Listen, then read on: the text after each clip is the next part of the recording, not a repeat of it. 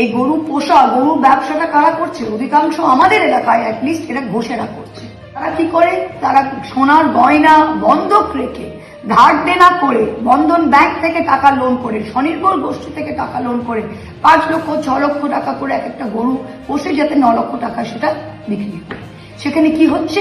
সেখানে আপনারা 10 দিন আগে বলছেন এই ব্যবসা বন্ধ, সব হাঁটবো। আজকের দিনে দাঁড়িয়ে সব ধর্মের সকল মানুষের জন্য আইন কিন্তু এক। তো গন্ধে শুকে শুকে পুলিশ বলবে যে মাইক সরাবে, এর মাইক সরাবো আর অন্য ডিজে সারা রাত ধরে বাজবে, সেটা কিন্তু হয় না। কুরবানি বন্ধ হলে সবচেয়ে বেশি ক্ষতিগ্রস্ত হবেন হিন্দুরাই। ঠিক এমনই অভিযোগ তুলে মুখ খুললেন তৃণমূলের সাংসদ মহুয়া মৈত্র। তিনি বলেন, হঠাৎ করে কুরবানির আগে গরু বিক্রি বন্ধ হয়ে যাওয়া মানে গরিব গোপালকদের পেটে লাথি।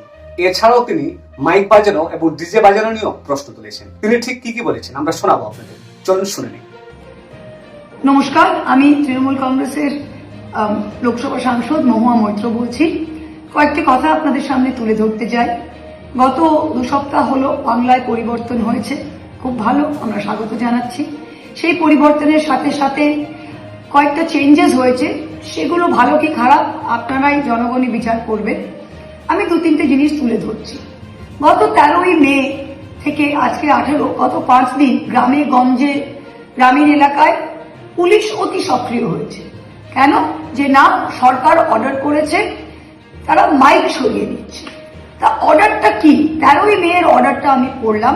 13 মে এর অর্ডারতে মাইক সরানোর একটা শব্দ উল্লেখ করে।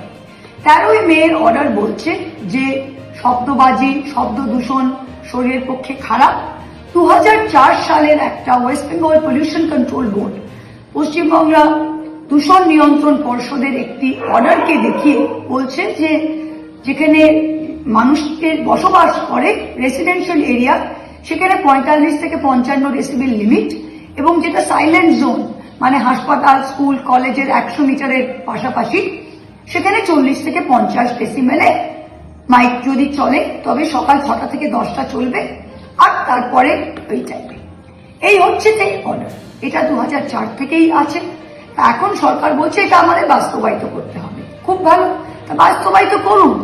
আজকের দিনে তো দেশ একটা ধর্মনিরপেক্ষ দেশ, সেকুলার কান্ট্রি। আজকের দিনে সংবিধান এবং আইন সবার জন্য এক। আগামী দিনে আপনারা চেঞ্জ করবেন সেটা আলাদা ব্যাপার। আজকের দিনে দাঁড়িয়ে সব ধর্মের সকল মানুষের জন্য আইন কিন্তু এক।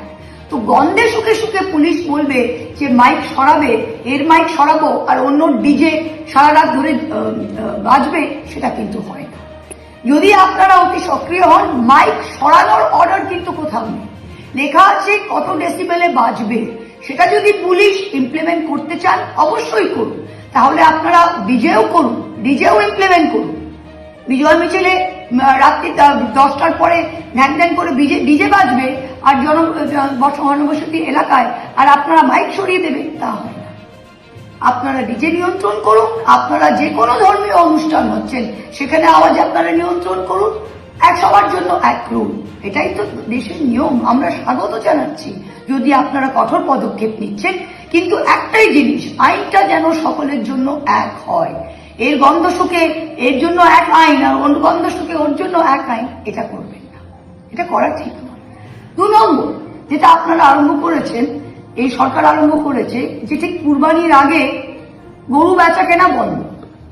খুব ভালো, গরু বেচা কেনা বন্ধ, কুরবানি দেওয়া যাবে না, 14 বছরের ওপরে দেওয়া যাবে না, গরুর হাটে আপনারা ক্র্যাকডাউন করছেন, গরু যদি এদিক থেকে ওদিক ট্রান্সপোর্ট হচ্ছে আপনারা গাড়ি ধরছেন। আপনাদের কয়েকজন নতুন নবনির্বাচিত বিধায়ক দেখছি বলছে গরুর আবার বার্থ সার্টিফিকেট চাই। আগামী দিনে হয়তো গরুর আধার কার্ড, ভোটার কার্ড দরকার হবে।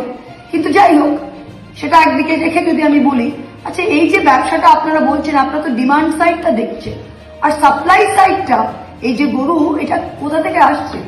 গরু, এই রিয়ারিং, এই গরু পোষা, গরুর ব্যবসাটা কারা করছে? অধিকাংশ আমাদের এলাকায় অ্যাটলিস্ট এরা ঘোষেরা করছে। কি করছে? একটা গরু কে আপনি যদি পোষেন, একটা গরুকে খাবার দিয়ে রাখা কত খরচ জানেন? গ্রামের মহিলারা এই গরুর পোষণ করে। তারা কি করে? তারা সোনার গয়না বন্ধক রেখে, ধার দেনা করে, বন্ধন ব্যাংক থেকে টাকা লোন করে, স্বনির্ভর গোষ্ঠী থেকে টাকা লোন করে 5 লক্ষ 6 লক্ষ টাকা করে এক একটা গরু পোষে, যাতে 9 লক্ষ টাকা সেটা বিক্রি করে। সেখানে কি হচ্ছে? সেখানে আপনারা 10 দিন আগে বলছেন এই ব্যবসা বন্ধ, সব হাট বন্ধ। ঠিক আছে, মানুষ কুরবানি দিল না, কিন্তু যারা এতদিন ধরে টাকা খরচ করে, সোনা বন্ধক রেখে, দেনা নিয়ে, বাচ্চার পড়াশোনা বন্ধ করে যারা করেছে, যেই ঘোষেরা, যেই পরিবাররা, তাদের কি হবে এটা আপনারা ভেবেছেন? আপনারা ভাবছেন এক সম্প্রদায়কে টাইট দেবেন, এক সম্প্রদায়কে টাইট দিতে দিতে তো সকল সম্প্রদায় টাইট হয়ে যাবে, সকল গরিব মানুষের পেটে লাথি। এটা বলতে লজ্জা কি আছে? আমি তো কোনো সাম্প্রদায়িক কথাবার্তা বলছি না, আমি যুক্তিসঙ্গত কথা বলছি, যেটা আমার রিয়ালিটি, যেটা আমার গ্রাউন্ড রিয়ালিটি। আমি একজন পাবলিক রিপ্রেজেন্টেটিভ, একজন জনপ্রতিনিধি, এটা আমাকে তুলে ধরতেই হবে। তা মানুষটা একবার ভাবুন যে কি হচ্ছে আর এটা কি হওয়া উচিত। নমস্কার।